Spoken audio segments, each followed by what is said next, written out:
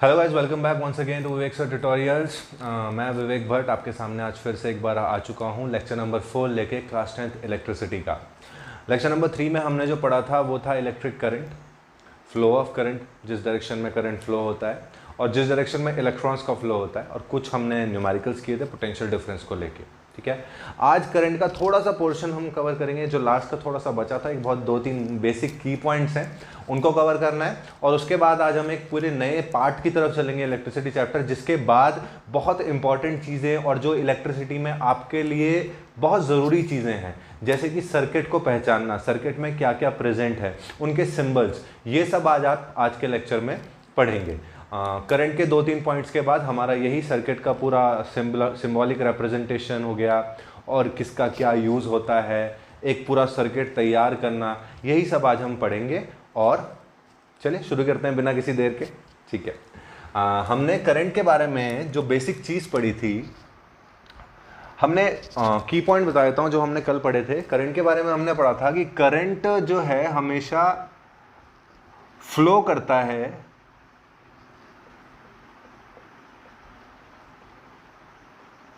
Higher potential से करता है। ये फ्लो हायर पोटेंशियल, यानी कि बैटरी के टर्म्स में बोले तो पॉजिटिव टर्मिनल। मैंने आपको कल बताया था सेल के पास पॉजिटिव टर्मिनल भी होता है और नेगेटिव टर्मिनल भी होता है। तो जो हमारा ये करंट है, ये पॉजिटिव टर्मिनल से स्टार्ट होता है and from higher potential to lower potential. Lower potential की तरफ ये क्या होता है, फ्लो होता है, यानी कि नेगेटिव टर्मिनल की तरफ ये फ्लो होता है।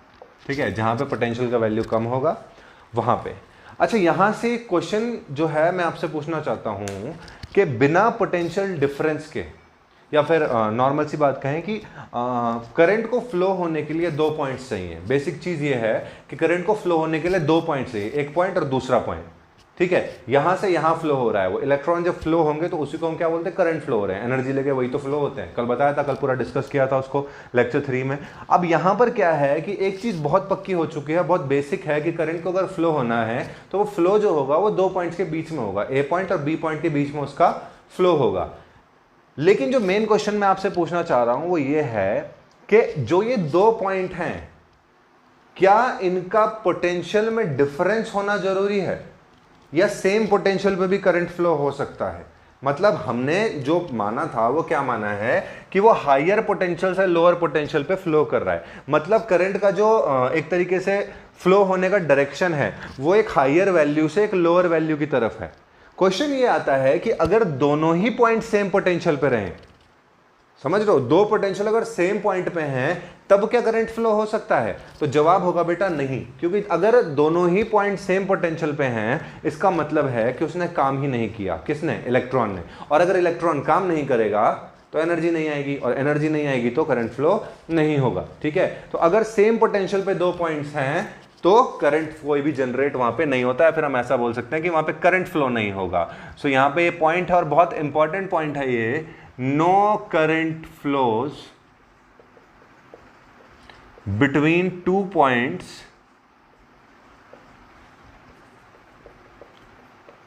Having same potential. यानी कि अगर 2 पॉइंट्स हैं आपके पास, फॉर एग्जांपल मान लीजिए आपके पास 2 पॉइंट है, पॉइंट ए है एंड देन पॉइंट बी भी है आपके पास। आप बोल रहे हो ए से बी की तरफ इलेक्ट्रॉन जा रहे हैं, ठीक है, ए से बी की तरफ इलेक्ट्रॉन जा रहे हैं। अरे ये भी 10 वोल्ट पे है और ये भी 10 वोल्ट पे है, इसको क्या ही मेहनत करनी पड़ेगी? देखिए, मेहनत करनी पड़ती है जब आप ऊपर चलते हैं। आप घर पे बैठे हुए हैं आराम से, कुछ हो नहीं रहा है, कुछ चल रहे हैं, बस दिन कट रहे हैं, तो वो क्या मेहनत करनी पड़ रही है? नहीं। अगर आपको ग्रो करना है, अगर आपको कुछ चाहिए, अगर आपको एनर्जी चाहिए तो आपको काम करना पड़ेगा। सिमिलरली इलेक्ट्रॉन को अगर एनर्जी चाहिए तो उसको अगेंस्ट काम करना पड़ता है हायर पोटेंशियल के। अब जब ए पॉइंट पे पोटेंशियल वही है, बी पॉइंट पे पोटेंशियल वही है, तो चाहे कितना ही दूर हो ए बी से, ऐसा नहीं है कि सेम पोटेंशियल है मतलब हम सेम पॉइंट की बात कर रहे हैं, वो अलग बात है, वो आगे की बात है। फिलहाल चाहे ए और बी कितने ही दूर हों, अब अगर उनका पोटेंशियल सेम है उस पॉइंट का, वहां से यहां तक भी सेम पोटेंशियल वैल्यू है और बी पॉइंट पे भी सेम पोटेंशियल वैल्यू है, तो इलेक्ट्रॉन कोई भी काम नहीं करेगा। और अगर इलेक्ट्रॉन काम नहीं करेगा इसका मतलब उसके अंदर एनर्जी स्टोर नहीं होगी, जो फर्दर आगे जाके क्या बनती है, करंट बनती है। That means no current flows between two points having same potential. इससे क्या पता लगता है, इससे यह पता लगता है कि करंट सिर्फ वहां फ्लो होगा जहां पर क्या होगा, पोटेंशियल्स में डिफरेंस होगा, यानी कि जहां पे वोल्टेज होगा। पोटेंशियल डिफरेंस का दूसरा नाम हमें पता है, वोल्टेज होता है। तो हम ये कह सकते हैं कि जहां पर पोटेंशियल डिफरेंस होगा सिर्फ और सिर्फ वहां पे करंट फ्लो होता है। अगर दो पॉइंट्स के बीच का पोटेंशियल सेम है तो वहां पे कोई भी करंट फ्लो नहीं होता है। ठीक है, तो पोटेंशियल डिफरेंस बहुत जरूरी है करंट फ्लो होने के लिए। तो इसमें लिख लेंगे current only flows between two points who has between 2 points, अरे एक minute, sorry, current only flows between 2 points having difference in the potentials. मतलब कि अगर पोटेंशियल अलग अलग पॉइंट में क्या है, अलग है, तो ही वहां पे करंट फ्लो होगा, अदरवाइज वहां पे फिर करंट फ्लो नहीं होगा। ये बहुत बेसिक चीज है करंट फ्लो के लिए। ठीक है, तो अगर नॉर्मली आपको क्वेश्चन दे दिया जाता है, एक बना दिए जाएंगे सर्किट, वहां पे ए बी सी अलग अलग पॉइंट्स होंगे और वहां पे बोला जाएगा कि करंट कहां से कहां फ्लो होगा। तो first thing you need to check is, आपको पॉइंट्स पे पोटेंशियल चेक करने पड़ेंगे कि इस पॉइंट पे पोटेंशियल कितना होगा, इस पॉइंट पे पोटेंशियल कितना होगा। और हाँ, एक और चीज मैंने आपको क्या बताया था, जो पॉजिटिव वाला होता है हायर पोटेंशियल वाली वैल्यू रहती है, यानी कि नेगेटिव से उसकी वैल्यू हमेशा क्या रहेगी, ज्यादा रहेगी। ठीक है ना, यहाँ हायर पोटेंशियल की वैल्यू क्या होगी, ज्यादा होगी, और लोअर पोटेंशियल की क्या होगी, कम होगी। ठीक है, अभी जब हम सर्किट वगैरह बनाएंगे उसमें मैं आपको एक्सप्लेन करूंगा ये चीज़ भी, कि जो पॉजिटिव टर्मिनल होता है वो हायर पोटेंशियल पे होता है, तो ऑब्वियस सी बात है कि उसकी वैल्यू क्या रहती है, हाई। अपनी मर्जी से हाई नहीं रखते, जितना बैटरी का पोटेंशियल डिफरेंस होता है बस उसमें जो डिफरेंस आएगा वो हायर वैल्यू कहाँ पे रहेगी, यहाँ पे रहेगी, और लोअर वैल्यू नेगेटिव पे रहती है। ठीक है, तो ये बेसिक पॉइंट थे जो करंट के बच रहे थे। इसको देख लीजिए एक बार, लिख लीजिए या स्क्रीनशॉट ले लीजिए, उसके बाद हम आगे चलते हैं। ठीक है, एक वो direction of flow of electrons मैंने आपको बता दिया था कि क्या होता है। जैसे ये आपकी वायर है, ठीक है, अब देखो ऑब्वियस सी बात है, अगर आपको यहाँ ये नेगेटिव हो गया थोड़ा सा थिक,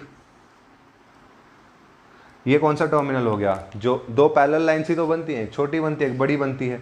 अब ये जो बड़े वाला टर्मिनल है पॉजिटिव है नेगेटिव है, इसको मैं एच लिख सकता हूँ, इसको एल लिख सकता हूँ। एच मतलब हायर पोटेंशियल वाला वैल्यू और एल मतलब लोअर पोटेंशियल वाला वैल्यू। अभी वायर की टर्म्स में अगर बोला जाए तो इलेक्ट्रॉन को फ्लो होने के लिए रास्ता चाहिए होता है, तो इलेक्ट्रॉन जो फ्लो होते हैं वो कहाँ से होते हैं, लो से हाई की तरफ होते हैं, मतलब वो इधर जाते हैं, लो से हाई की तरफ, ऐसे इन द वायर। वैसे तो इधर से आता है, अब वो कॉन्सेप्ट थोड़ा 12th का है ईएमएफ वाला, इसलिए यहाँ ऐसे ही समझाया जाता है कि इलेक्ट्रॉन जो है वो जा तो लो से हाई की तरफ ही रहा है, लेकिन वायर के थ्रू जाता है ऐसे, लोअर से हायर। ठीक है, और यहाँ से अगर इसमें ही करंट का आपको फ्लो बताना हो तो करंट का फ्लो आप कैसे बता सकते हैं, ये पॉजिटिव या नेगेटिव, इसमें करंट का फ्लो कैसा होगा, पॉजिटिव से नेगेटिव, मतलब कि हायर से लोअर की तरफ। ठीक है, तो करंट का जो फ्लो है, this is the flow of current, flow of current कहां से कहां, हायर पोटेंशियल से लोअर पोटेंशियल की तरफ। ठीक है, ये होता है फ्लो ऑफ करंट। और ये किसका फ्लो है, फ्लो ऑफ इलेक्ट्रॉन्स, कहां से कहां होता है, लोअर से हायर पोटेंशियल की तरफ। ठीक है, तो ये जो है इलेक्ट्रॉन्स का फ्लो और करंट का फ्लो, ये हमने कल भी बताया था आपको, ऑपोजिट होते हैं एक दूसरे के। ठीक है, अगर आपको एक फ्लो का डायरेक्शन दे रखा है तो ऑब्वियस हम ये यूज करते हैं, हम ये नहीं दिखाते हैं, ये तो आपको पता होना चाहिए जनरल नॉलेज के लिए।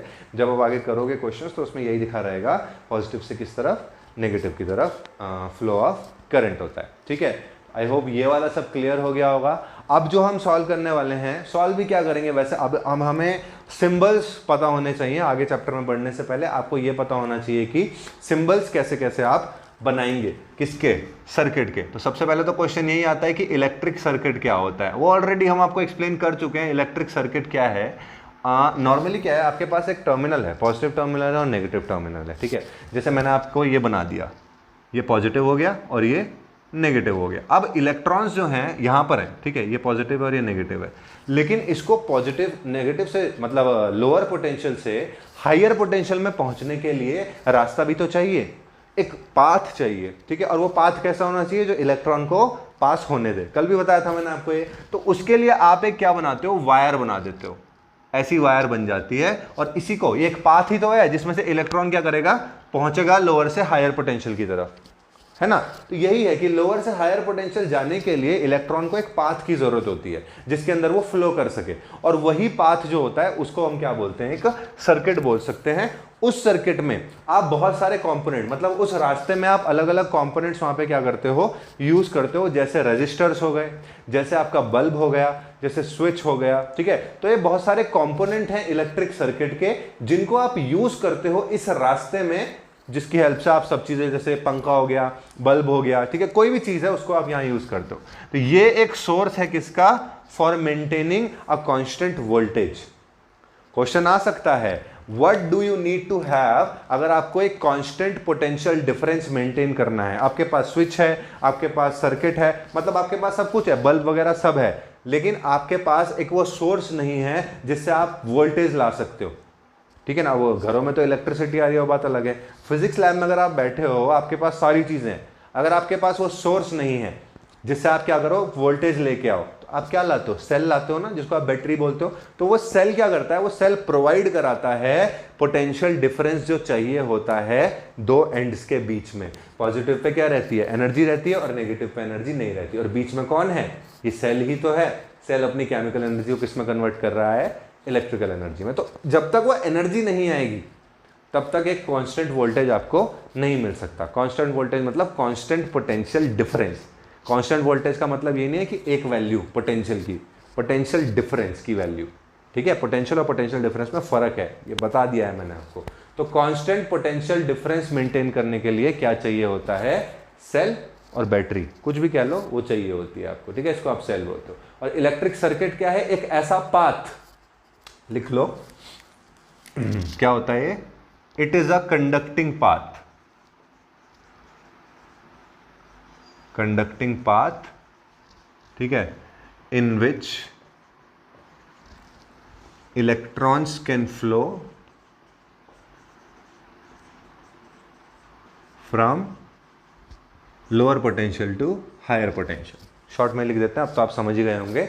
L2H का मतलब है जहां से वो लोअर पोटेंशियल से हायर पोटेंशियल तक ट्रैवल कर सकते हैं, ठीक है। और सर्किट जो है उसमें और भी कंपोनेंट्स होते हैं, इन्वॉल्व्स अदर कंपोनेंट्स। हम कोई गेम थोड़ी खेल रहे हैं कि इसको यहां से वहां पहुंचाना है, हमारे यूज में भी तो आनी चाहिए ना वो एनर्जी। तो हमारे यूज में वो एनर्जी है, इसलिए हम क्या करते हैं, बहुत सारे कंपोनेंट इसमें ऐड करते हैं, हमारे हिसाब से चले, इसलिए भी हम इसमें बहुत सारे कंपोनेंट ऐड करते हैं। Circuit involves other electrical components,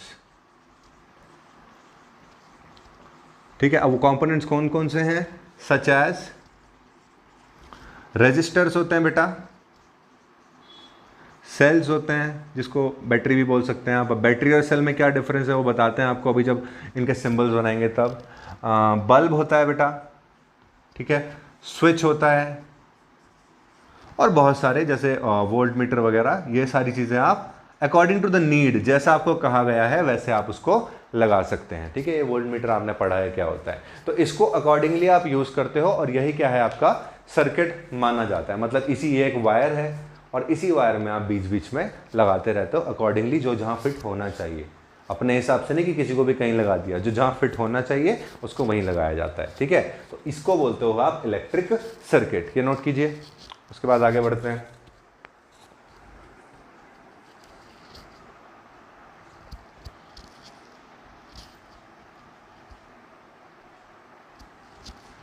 ठीक है, हो गया।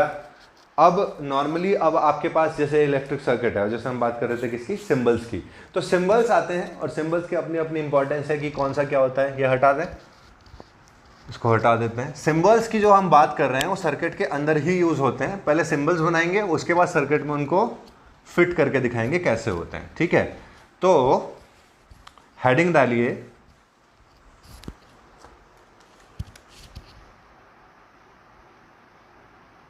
Symbolic, spelling sorry, symbolic representation of electrical components of a circuit. एक एक सिंबल बनाएंगे, एक एक सिंबल को एक्सप्लेन करेंगे, ठीक है। ये बेसिक है बेटा, अगर आपको ये नहीं आया तो फिर आप आगे सर्किट कैसे बनाएंगे, ठीक है। सबसे पहले जो आपके पास आता है वो जो मेन है, cell. Cell, what is the use of cell? अगर आपसे किसी ने यही पूछ लिया तो सेल ही तो वो चीज है जहां से वोल्टेज मिलेगा, सेल ही तो वो चीज है जहां सर्किट में क्या होता है, डिफरेंस मेंटेन होता है पोटेंशियल्स का। मतलब पॉजिटिव पे हायर एनर्जी रहेगी, नेगेटिव पे लोअर एनर्जी रहेगी, है ना। तो वहां पे वो जो कांस्टेंट पोटेंशियल डिफरेंस मेंटेन करता है, कांस्टेंट वोल्टेज मेंटेन करता है, वो कौन है? सेल है। इसको रिप्रेजेंट कैसे करते हैं? देखो, सेल जो होता है वो दो पैरेलल लाइन से बनता है, ये ऑलरेडी आपको पता है। एक लंबी सी होती है, पतली सी, और एक होती है थिक। अब थिक बनाने का टाइम नहीं रहता ज़्यादातर सबके पास, इसलिए बनाते नहीं है, अदरवाइज वो थिक ही होती है, ठीक है। स्ट्रेट लाइन बना देते हैं ऐसे। तो ये एक पॉजिटिव टर्मिनल है और ये एक नेगेटिव टर्मिनल है, ठीक है। इसको आप क्या बोलते हो? सेल बोलते हो। अच्छा, ये एक सेल है। जब आपको ज़्यादा वोल्टेज चाहिए, एक सेल के पास नॉर्मली 1.5 वोल्ट के आसपास रहता है। अब सपोज आपको रिक्वायरमेंट ज़्यादा की है तो आप क्या करोगे? आप सेल का कॉम्बिनेशन लगाते हो, मतलब एक के पीछे एक सेल लगा देते हो। उस कॉम्बिनेशन ऑफ सेल को ही आप क्या कहते हैं? बैटरी, ठीक है। तो सेल और बैटरी में ज़्यादा डिफरेंस नहीं है।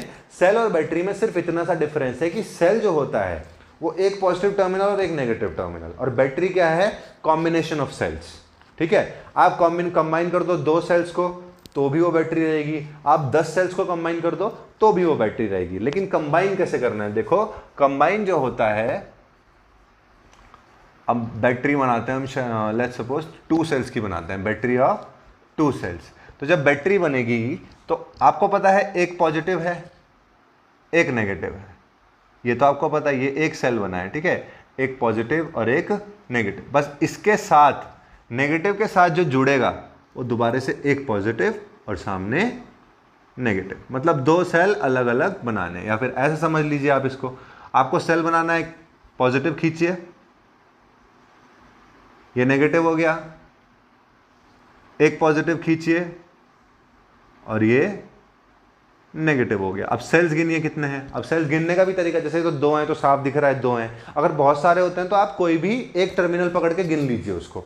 मतलब अगर पॉजिटिव पकड़ना है तो पॉजिटिव पकड़ लीजिए सारे, और नेगेटिव तो नेगेटिव। जैसे पॉजिटिव पकड़ लिए तो जहां पे दिखे पॉजिटिव कितने हैं, 1 और 2, तो कितने सेल हो गए? 2 सेल हो गए। उसको गिनने की भी जरूरत नहीं है, ठीक है ना। और बस फिर इनको यहाँ से जोड़ देना। अब आप इसको तो जोड़ नहीं सकते क्योंकि पॉजिटिव नेगेटिव एक ही साथ के हैं, तो किसको जोड़ोगे? इसको। मतलब एक का नेगेटिव दूसरे के पॉजिटिव से जुड़ा हुआ होगा, ठीक है। ये बस ये हो जाता है पॉजिटिव टर्मिनल और ये हो जाता है नेगेटिव टर्मिनल। अब ऐसे पॉजिटिव नेगेटिव नहीं लिखेंगे, जो एंड वाले होते हैं उनको लिखना है। एक और बहुत इंपॉर्टेंट चीज़, अगर आपने पॉजिटिव से स्टार्ट किया है सेल बनाना, बैटरी बनाना, तो नेगेटिव पे आके ही एंड होगा। यहाँ पॉजिटिव और यहाँ पॉजिटिव अगर हो रहा होगा ना आपका गलती से भी, तो देखना आप कुछ गलती कर रहे होंगे, ठीक है। अब बैटरी ऑफ 5 सेल्स बना के दिखाओ जरा फटाफट मेरे को, फटाफट बनाइए जल्दी। बैटरी ऑफ 5 सेल्स देखिए बना के अपनी नोटबुक में। उसके बाद करते हैं बैटरी ऑफ 5 सेल्स। बेटा कैसे बनेगी?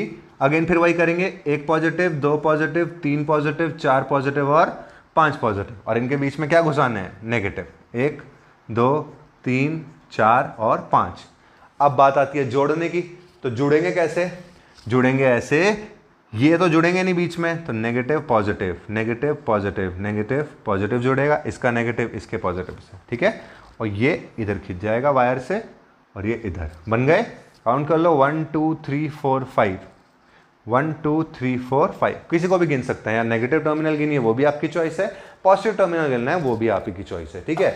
अब मैंने क्या बताया था, जो पॉजिटिव से अगर स्टार्ट हो रहा है तो एंड कहाँ से होगा? नेगेटिव से, ठीक है। अगर मैं इसको नेगेटिव से स्टार्ट करता तो negative positive, negative positive, 2 cell, 3 cell, 4 cell, 5 cell. अब देखिए नेगेटिव पे शुरू हुआ था, पॉजिटिव पे एंड। जोड़ना कैसे है? ऐसे ऐसे, ठीक है। सॉरी, ठीक है। Negative positive, negative positive, negative positive, मतलब ये एक सेल, 2 सेल, 3 सेल, 4 और 5, ठीक है बेटा। तो यहां से नेगेटिव से पॉजिटिव शुरू हो गया। इस तरह से आप क्या बनाएंगे? बैटरी बनाएंगे। आई होप क्लियर हुआ होगा ये आपको अभी तक, ठीक है। उसके बाद बैटरी हो गया। देन आपके पास आता है फिक्स रेजिस्टेंस। इसके बाद आपके पास आएगा फिक्स रेजिस्टेंस। अच्छा, फिक्स रेजिस्टेंस क्या होती है? इसको आप रेजिस्टर बोलते हो एक्चुअली ना, इसको बोला जाता है रेजिस्टर। आगे पता लगेगा। रजिस्टर जो है एक बॉक्स है और उसके अंदर प्रॉपर्टी, जैसे इलेक्ट्रिक चार्ज प्रॉपर्टी होती है ना, ऐसी रेजिस्टेंस भी प्रॉपर्टी होती है जो करंट को अपोज करती है, मतलब जो करंट को फ्लो होने से रोकती है। ऑल्दो अगर करंट फ्लो हो रहा है इसका मतलब रेजिस्टेंस कम है। रेजिस्टेंस बेसिकली पावर है, एक तरीके की प्रॉपर्टी बोलेंगे, पावर नहीं, फिर पावर फिजिक्स के टर्म्स में कुछ और चला जाएगा। रेजिस्टेंस प्रॉपर्टी है जो अपोज करती है किसको? करंट के फ्लो को। जैसे आप मोशन करते हैं, फिजिक्स में पढ़ते थे 8th क्लास में, जब मोशन करते हैं तो मोशन को अपोज करता है एक फोर्स, और वो फोर्स कौन सा होता है? फ्रिक्शनल फोर्स, है ना। ऐसे ही करंट जब फ्लो कर रहा होता है किसी कंडक्टर के अंदर से, चाहे वायर के अंदर से कर रहा है फॉर एग्जांपल, तो उस वायर के अंदर की जो प्रॉपर्टी होगी उसको हम क्या बोलेंगे? रेजिस्टेंस। और उस रेजिस्टेंस का क्या काम होगा? उस करंट को रोकना। अगर वो अच्छे से रोक पा रही है इसका मतलब उस वायर का रेजिस्टेंस बहुत ज्यादा है। अगर वो थोड़ा मतलब रोक रही है लेकिन बहुत सारा करंट जा रहा है आगे, तो रेजिस्टेंस क्या है? कम है। ठीक है, तो रेजिस्टेंस क्या होती है? आगे पढ़ेंगे अभी ओम्स लॉ में। रेजिस्टेंस क्या होती है? प्रॉपर्टी जो अपोज करती है फ्लो ऑफ करंट को। ठीक है, इतना क्लियर है? तो ये क्या हो जाएगा? रजिस्टर जो है इसको आप क्या बोलते हो? फिक्स रेजिस्टेंस बोलते हो, फिक्स्ड रेजिस्टेंस। मतलब एक बॉक्स होता है आपका, रजिस्टर बोलते हैं उसको। रेजिस्टर, रजिस्टर नहीं, कॉपी वाला नहीं, रेजिस्टर। ठीक है, रेजिस्ट करना, रोकना, जो रोकेगा किसको? करंट को। ठीक है ना। तो रेजिस्टर उस बॉक्स को बोलते हैं, उसके अंदर की जो प्रॉपर्टी है उसे रेजिस्टेंस बोलते हैं। फिक्स होती है, ऐसे बॉक्सेस की फिक्स होती है, वैल्यू फिक्स रहती है, 4 5 6 7। ठीक है, 7 का है तो 7 ही का है वो बॉक्स, 6 का है तो 6 का ही है वो बॉक्स। ठीक है ना, तो उसकी जो वैल्यू है वो फिक्स रहती है। तो इसका जो सिंबल होता है वो ऐसा होता है। ये जो है वो किसका सिंबल है? रेजिस्टर का सिंबल है। ठीक, ऐसे ही एक और होता है रियोस्टेट, RHEOSTAT, रियोस्टेट। इस रेजिस्टेंस को फिक्स रेजिस्टेंस बोलते हैं क्योंकि इसकी वैल्यू फिक्स है। फिक्स है का मतलब है कि ये वैल्यू 4 है तो 4 है, 6 है तो 6 है, उस बॉक्स की पर्टिकुलर वैल्यू। अगर आपको आपके पास बॉक्स है 4 वाला और आपको चाहिए 6, तो आपको दूसरा बॉक्स लाना पड़ेगा क्योंकि उस बॉक्स की वैल्यू नहीं बदल सकती। लेकिन ये एक सिलेंड्रिकल शेप का इंस्ट्रूमेंट होता है, ठीक है, जिसकी रेजिस्टेंस मतलब जिसकी वैल्यू 4 से 6 आप उसी में फिक्स कर सकते हो स्लाइड करके। ठीक है, ये बड़ी लैब्स में होता है, अगर आपके पास होगा फिजिक्स लैब में तो अच्छी बात है। रियोस्टेट जो है ऐसी मतलब जिस वैल्यू को आप अपने हिसाब से फिक्स कर सको, रेजिस्टेंस की वो वैल्यू जिसको आप अपने हिसाब से फिक्स कर सको। फॉर एग्जांपल मेरे को 4 नहीं, मुझे 8 चाहिए, तो अगर मेरे पे रजिस्टर होता तो मैं तो बॉक्स लेने घूमता। ठीक है ना, बॉक्स लेने जाता कि भाई मुझे को 8 का बॉक्स दे दो। लेकिन अगर मेरे पे रियोस्टेट है तो मैं उसी 4 को ऐसा स्लाइड करके कहाँ पहुँचा दूंगा? 8 पे, बस वहीं पे बन जाएगी, मुझे बॉक्स की जरूरत ही नहीं है। तो इसको बोलते हैं रियोस्टेट, या फिर इसको बोला जाता है वेरिएबल रेजिस्टेंस। क्या बोलते हैं इसको? Variable resistance. ठीक है, अब वेरिएबल रेजिस्टेंस जो है इसका भी है तो रेजिस्टेंस ही, ऐसा ही बनेगा, लेकिन इसमें क्या होता है, एक इस तरह से एरो बना दिया जाता है। ठीक है, ये इसका सिंबल है। या फिर एक और है इसका सिंबल, ऐसे ही बनेगा। ठीक है, लेकिन क्या किया जाएगा? इस तरह से। तो या ये सिंबल है या ये सिंबल है, दोनों ही किसके सिंबल हैं? रियोस्टेट के, जिसको आप क्या बोल सकते हो? वेरिएबल रेजिस्टेंस बोल सकते हैं। ठीक है बेटा, तो ये आपका रियोस्टेट हो गया जिसकी रेजिस्टेंस आप अपने हिसाब से फिक्स कर सकते हैं। Is that clear? इतना पॉइंट क्लियर है? ठीक है, आगे बढ़ सकते हैं रियोस्टेट के बाद। ठीक, आपके पास क्या हो गया? सेल कंप्लीट हो गया, बैटरी ऑफ 2 सेल हो गया, रजिस्टर हो गया, और रियोस्टेट हो गया। वायर बना लेंगे। वायर तो आपको पता ही है, यही है कनेक्टिंग वायर। कनेक्टिंग वायर मतलब एक स्ट्रेट, जैसे ये है ना, ये जितनी भी दिख रही है, ये लाइन, ये सब वायर है। इंस्ट्रूमेंट, ये जो सिंबल है ये वाला है रेजिस्टेंस का सिंबल, ये थोड़ी है सिंबल, ये तो वायर जा रही है, ये भी वायर जा रही है, ये भी, ये सारी वायर है, तो इनको हम बोलते हैं कनेक्टिंग वायर। कनेक्टिंग वायर का एक सीधा स्ट्रेट लाइन होता है, बस जैसे ये बनी हुई है, ये सारी वायर ही है बेटा। ठीक है, अब ये जो वायर है इसको हम बोलते हैं कनेक्टिंग वायर। कौन सा है? DE है, इसको हम बोलते हैं कनेक्टिंग वायर। कनेक्टिंग वायर सिर्फ एक स्ट्रेट लाइन, खत्म। ठीक है, जैसे ये वायर्स जा रही हैं बस, वो एक कनेक्टिंग वायर हो जाती है। देन आपके पास आता है वायर जॉइंट, मतलब अगर एक वायर जा रही है, ठीक है, जैसे ये है, अब एक वायर ऐसे जा रही है, सीधी सीधी जा रही थी, ऐसे ऐसे इधर से इधर, ठीक है, अब मुझे बीच में जॉइंट लगाना है, मतलब एक वायर नीचे से लाके मुझे यहाँ चिपकानी है, तो उस वायर जॉइंट का मुझे पता कैसे लगेगा? सिंबल में। सिंबल में कैसे होगा? ऐसे एक वायर जा रही थी, ये आपका नीचे से वायर आ गया, वो चिपकाना है तो कैसे चिपकाएंगे? वायर जॉइंट में यहाँ ऐसे एक डॉट लगा देते हैं, ये क्या बन जाता है? आपका एक वायर जॉइंट बन जाता है, ठीक है। उसके बाद आता है, अगर वायर क्रॉस करवानी है लेकिन वायर को मिलाना नहीं है, जैसे यहाँ पे तो मिल गई ना, चिपक गई, अभी मिलाना नहीं है उसको, उसके ऊपर से ले जानी है वायर, यानी कि wire crossing without contact, without contact. अब बिना कॉन्टैक्ट के वायर को अगर घुमाना है तब क्या होगा? तब आपके पास वायर तो ऐसे ही जाएगी, लेकिन जो ये वायर आएगी ना, ये ऐसे बना देंगे। ये जो सिंबल है क्या है? कि वायर टच नहीं हुई। इस लाइक ऐसे वायर जा रही थी, अब इधर से जो आई है वो ऐसे उछल के आगे, ऐसे वायर जा रही है, इमेजिन करो ऐसे वायर जा रही है, अब इधर से एक वायर आई है, अब बीच में वायर दिखे ना, ऐसे जंप, हाई जंप मार के आगे की तरफ, ठीक है। तो ये क्या होता है? Wire crossing without contact. Clear है इतना? ठीक है। उसके बाद बेसिक से आते हैं, जैसे आपका आता है वोल्ट मीटर, ठीक है। अच्छा, वोल्ट मीटर याद होगा आपको, काहे के लिए यूज होता है? वोल्टेज मेजर करने के लिए। तो इसका जो सिंबल होता है वो कैसा बनेगा? ऐसा। सबसे आसान होते हैं, V बनाइए ऐसा, ये प्लस और ये माइनस। अच्छा सॉरी अगर आपसे पूछा जाए कि इसका हायर पोटेंशियल कहाँ है, लोअर पोटेंशियल कहाँ है, फिर कहाँ बताएंगे आप? अब तो शायद आपको पता ही लग गया होगा कि H वाला इधर होगा पॉजिटिव और नेगेटिव वाला इस तरफ होगा, हायर पोटेंशियल और लोअर पोटेंशियल। अगर कोई पूछे कि करंट की डायरेक्शन किस तरफ से होगी, करंट इधर से आएगा या इधर से जाएगा, तो किधर से आएगा?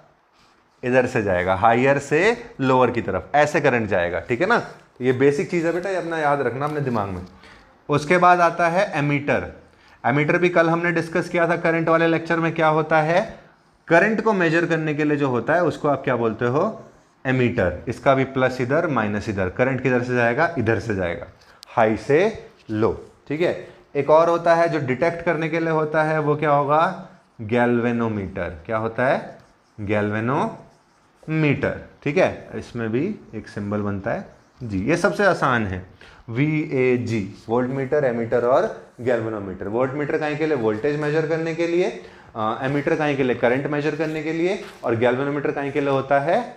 करंट को डिटेक्ट करने के लिए। ये दोनों बेटा बहुत मतलब इंपॉर्टेंट है, क्योंकि इसमें कंफ्यूज हो जाते हैं बच्चे। एमीटर जो है वो करंट मेजर करने के लिए है, और गैल्वेनोमीटर जो है वो करंट को डिटेक्ट करने के लिए, उसकी प्रेजेंस फील कराने के लिए कि सर्किट के अंदर वो है भी या नहीं है, ठीक है। उसके बाद आपके पास जो सर्किट बनते हैं, हाँ, की रह जाती है बस आपके पास एक, ताकि हम कंट्रोल करें इलेक्ट्रॉन्स के फ्लो को। ऐसा अगर आप सोचो, अगर आपके पास ऐसा होता कि क्या बोलते हैं, पंखा चलता ही रहता, बल्ब ऑन ही है, आप जब स्विच ऑफ करते हो तो बल्ब भी ऑफ हो जाता है ना, यानी कि आप उस सर्किट को ब्रेक कर देते हो।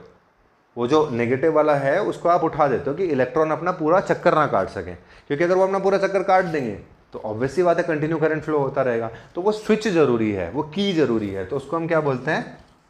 एन ओपन की, ओपन की, ठीक है, या फिर इसको बोलते हैं ओपन स्विच। ओपन स्विच भी इसी को बोलते हैं। अब क्या है यहाँ पे देखिए, ओपन की, सॉरी दो डायग्राम है तो दो बनाएंगे इसको। इसमें ये एक ओपन की है, या फिर इसका डायग्राम कुछ इस तरह बनता है, ये इसका सिंबल है ओपन। ये ज्यादा यूज किया जाता है, ये भी किया जाता है, पर मोस्ट ऑफ द टाइम ये वाला नीचे वाला ज्यादा यूज होता है, ठीक है।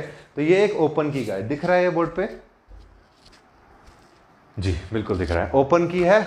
उसके बाद आता है आपका, इधर लिख देते हैं हम HI।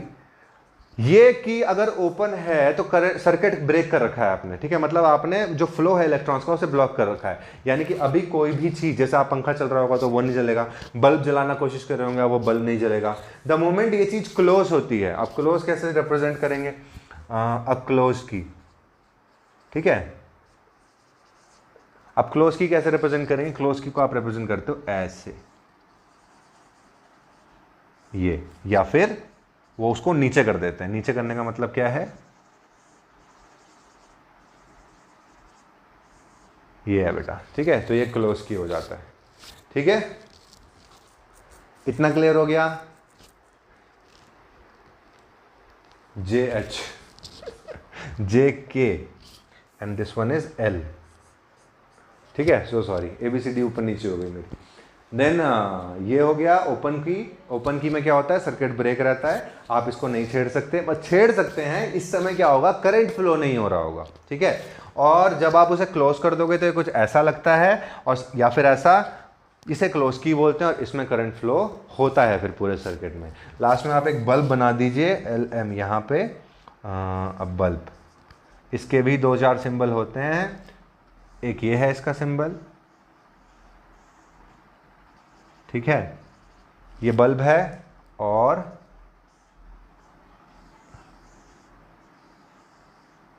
ये भी बल्ब है बेटा, ठीक है। ये आपके बल्ब हो गए, दिख भी रहा है ये पूरा पूरा नीचे तक, हाँ ये अच्छे से दिख रहा है, ठीक है, ओके।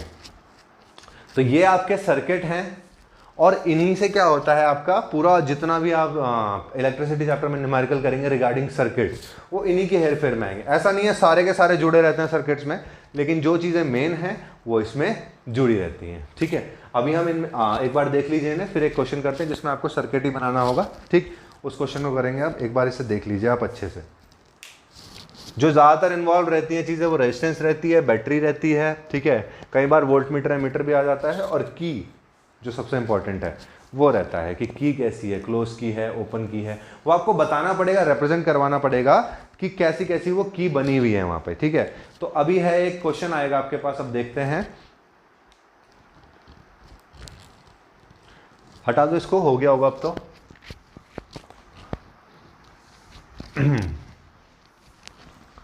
ठीक है बेटा, इसको करते हैं, अब एक क्वेश्चन करते हैं, फिर खत्म करते हैं ये वाला लेक्चर आज आप सिंबल्स ही करिए, कल से हम इसका इंपॉर्टेंट जो है ओम्स लॉ, जो जहाँ से बना है, निकल के आएंगे यहाँ से सारी चीज़ें, वहाँ से करेंगे। Make a circuit containing a battery of 2 cells, ध्यान रहे क्या क्या पूछ रहा है, ठीक है। A battery of 2 cells, an ammeter, ठीक है, रजिस्टर, रजिस्टर बोला है, रियोस्टेट नहीं बोला है, तो ये बनाएंगे, ठीक है, ये नहीं बनाएंगे। Register, a volt meter and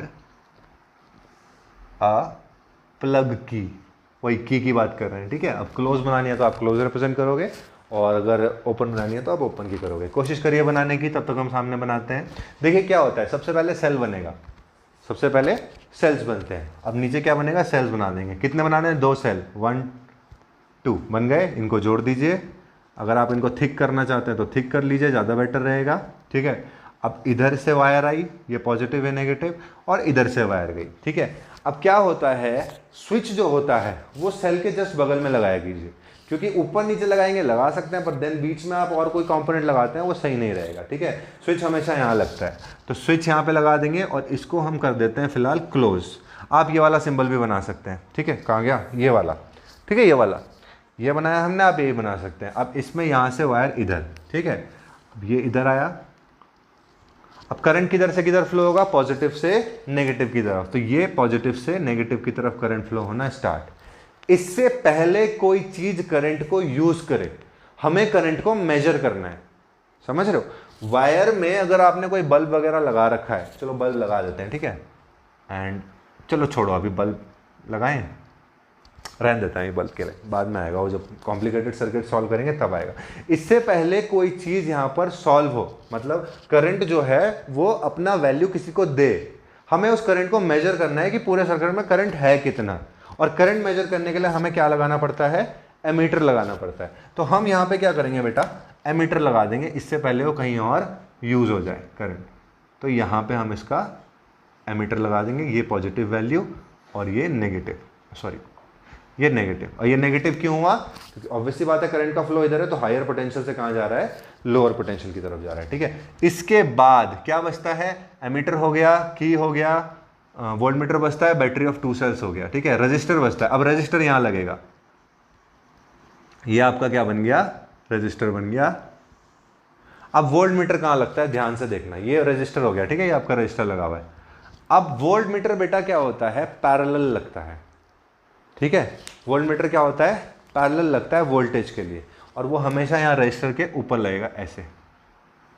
ये आपका वोल्ट मीटर है। इसके बारे में पैरेलल सीरीज जब आएगा कॉन्सेप्ट तब ज़्यादा अच्छे से पढ़ेंगे कि कैसे जो है वोल्ट मीटर पैरेलल क्यों लगता है, और एमीटर जो है वो ऐसे क्यों लगा हुआ है, इसको क्यों लगाया हमने ऊपर, ठीक है। इसको बोलते हैं सीरीज में लगना, इसको बोलते हैं पैरेलल में लगना। तो ये पैरेलल में क्यों लगा हुआ है और ये सीरीज में क्यों लगा हुआ है, ठीक है। अब क्या, ये आपका पूरा सर्किट, इस तरह के इलेक्ट्रिकल सर्किट्स होते हैं। अब अगर मैं यहाँ से हटा दूँ तो ये ओपन हो गया, ओपन का मतलब अब करंट आगे फ्लो नहीं होगा, मैंने स्विच बंद कर दिया एक तरीके से, ठीक है। यहाँ से क्या हो जाएगा, ये एक क्लोज प्लग की है और वहाँ ओपन प्लग की हो जाएगी अगर मैं इसको हटा दूंगा तो। ये आपका इलेक्ट्रिकल सर्किट हुआ। ऐसे और भी बहुत सारे सर्किट्स आएंगे आपके क्वेश्चन में। फिलहाल के लिए आप यही इलेक्ट्रिकल कंपोनेंट्स को पढ़िए। आई होप ये वाला लेक्चर आपको समझ आया होगा, ठीक है। ये बहुत इजी है, कोई बहुत टफ नहीं था इस पर करना। इन्हें एक बार प्रैक्टिस कर लीजिएगा खुद से, लिख के रफ नोटबुक में अच्छे से बना के सर्किट्स बनाइए। अपनी तरफ से क्वेश्चन दीजिए कि इतने सेल की बैटरी है, इतने रजिस्टर लगे हुए हैं। तो इन सब का प्रैक्टिस करने के बाद ही हम कंपोनेंट्स ऑफ सर्किट आगे अच्छे से सॉल्व कर पाएंगे, ठीक है। अगर कोई डाउट होता है तो प्लीज़ मुझे बताइए, मैं उन्हें पूरी कोशिश करूँगा सॉल्व करने की। तब तक के लिए इन्हें रिवाइज कीजिए, और अगला लेक्चर जो हम करेंगे वो ओम्स लॉ से स्टार्ट होगा, lecture number 5 of electricity. And तब तक के लिए have a good day, thank you very much.